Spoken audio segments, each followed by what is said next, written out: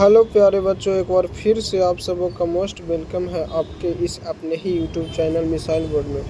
तो आज हम लोग देखेंगे फिजिक्स के 30 महत्वपूर्ण ऑब्जेक्टिव क्वेश्चन।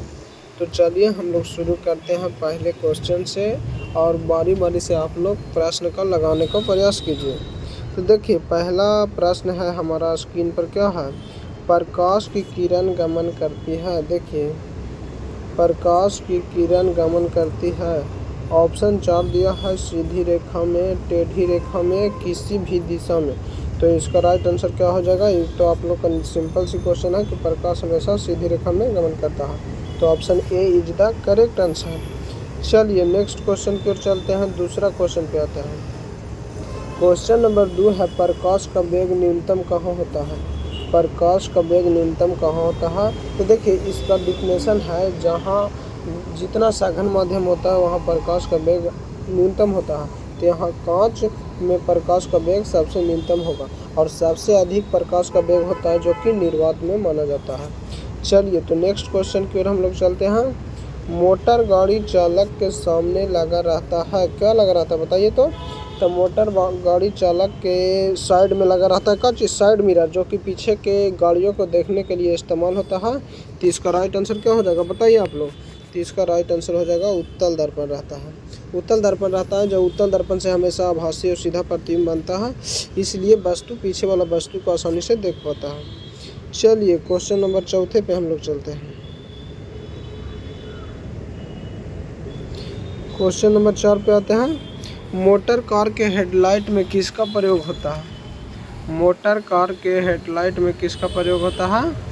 तो इसका राइट आंसर हो जाएगा अवतल दर्पण का प्रयोग होता है मोटर कार के हेडलाइट में। चलिए क्वेश्चन नंबर नेक्स्ट पे आते हैं।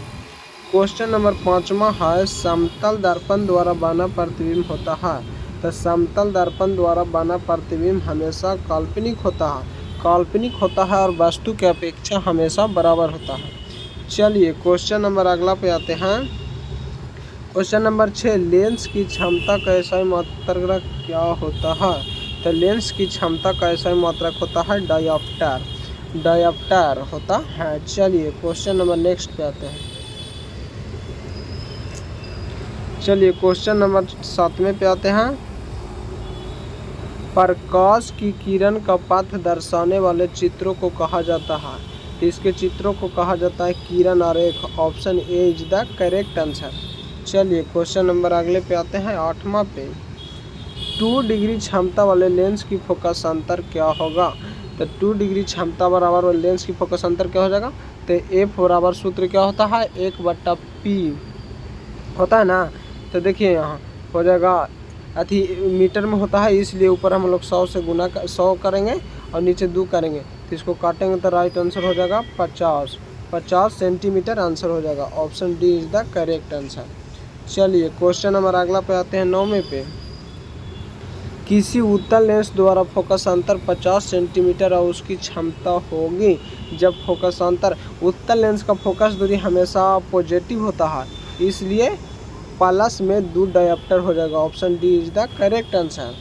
चलिए क्वेश्चन नंबर नेक्स्ट पे आते हैं, 10वें पे। क्वेश्चन नंबर 10 है, प्रकाश के किरणों को समूह को कहते हैं। प्रकाश के किरण के समूह को क्या कहते हैं? तब किरण पुंज कहते हैं। प्रकाश की किरणों को समूह को किरण पुंज कहते हैं। तो B is the right answer हो जाएगा। चलिए क्वेश्चन नंबर आते हैं 11 पे। क्वेश्चन नंबर 11, उत्तल लेंस की क्षमता होती है। तो उत्तल लेंस की क्षमता हमेशा धनात्मक होता है, क्योंकि उत्तल लेंस इस प्रकार होता है और इसका फोकस दूरी हमेशा पॉजिटिव होता है, इसलिए उत्तल लेंस की क्षमता भी धनात्मक होगा। चलिए क्वेश्चन नंबर आते हैं 12 पे। अवतल लेंस की क्षमता होती है। तो अवतल लेंस की क्षमता हमेशा ऋणात्मक होता है, क्योंकि इसका फोकस दूरी ऋणात्मक होता है। चलिए क्वेश्चन नंबर आते हैं हम लोग 13 पे। उत्तल लेंस को कहते हैं। तो उत्तल लेंस की प्रकाश की किरणें को एक बिंदु पर मोड़ता है, इसलिए इसे अभिसारी लेंस कहते हैं, कॉन्वर्जिंग लेंस कहते हैं। चलिए क्वेश्चन नंबर आते हैं 14 पे। अवतल लेंस को कहते हैं। अवतल लेंस हमेशा प्रकाश की किरणों को फैलाने का काम करता है, इसलिए इसे अपसारी लेंस यानी डिवर्जिंग ग्लास कहते हैं। चलिए क्वेश्चन नंबर नेक्स्ट पे आते हैं हम लोग। क्वेश्चन नंबर 15 पे आ जाइए। निम्न में से कौन सा पदार्थ लेंस बनाने के लिए प्रयुक्त नहीं किया जा सकता है? तो जल किया जा सकता है, कांच किया जा सकता है, प्लास्टिक किया जा सकता है, परंतु मिट्टी का उपयोग कांच बनाने में नहीं होता है।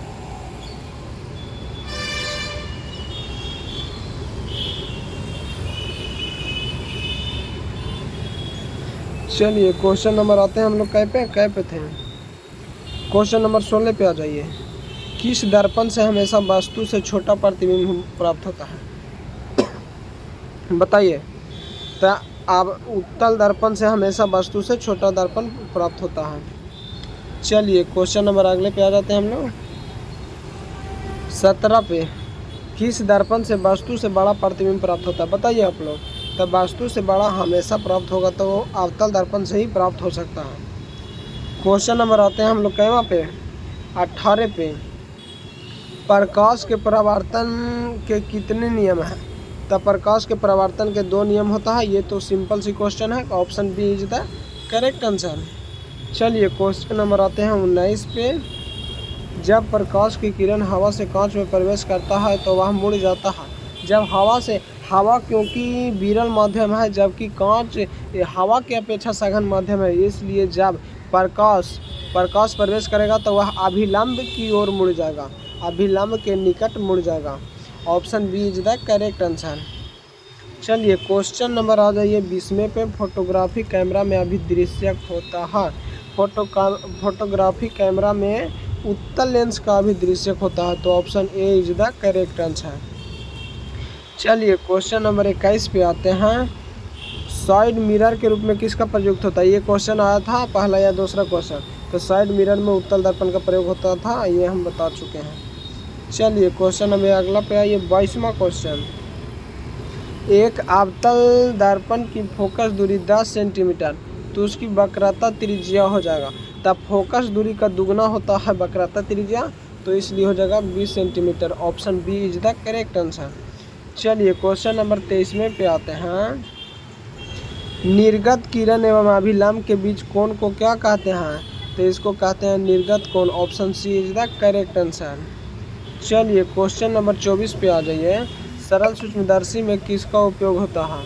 तो सरल सूक्ष्मदर्शी में उत्तल लेंस का उपयोग होता है। तो option D is the correct answer. चलिए आइए अगले क्वेश्चन यानी 25वां पे। क्वेश्चन नंबर 25 है। किस लेंस के द्वारा सिर्फ काल्पनिक प्रतिबिंब बनता है? तो वो लेंस कौन होता है? अवतल लेंस के द्वारा हमेशा काल्पनिक प्रतिबिंब होता है। चलिए क्वेश्चन नंबर आ जाइए 26 पे। परावर्तन के नियम निर्धारित होता है। आपतन कोण बराबर परावर्तन कोण। Option B is the right answer. चलिए क्वेश्चन नंबर आ जाइए 27 पे। काल्पनिक प्रतिबिंब होता है। काल्पनिक प्रतिबिंब हमेशा सीधा होता है। काल्पनिक प्रतिबिंब सीधा।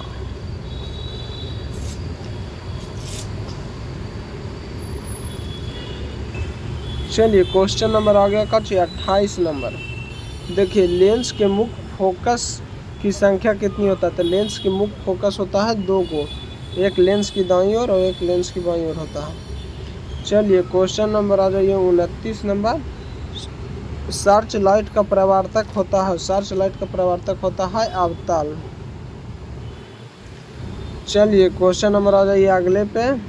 दाढ़ी बनाने में कौन सा दर्पण प्रयुक्त होता है? तो दाढ़ी बनाने में हमेशा अवतल दर्पण प्रयुक्त होता है। Option C is the correct answer.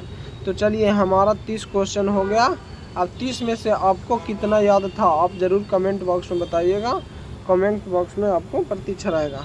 चलिए तो आज के लिए बस इतना ही। मिलते हैं किसी नेक्स्ट वीडियो के साथ। तब तक के लिए जय Hind. Thank you so much. Love you all.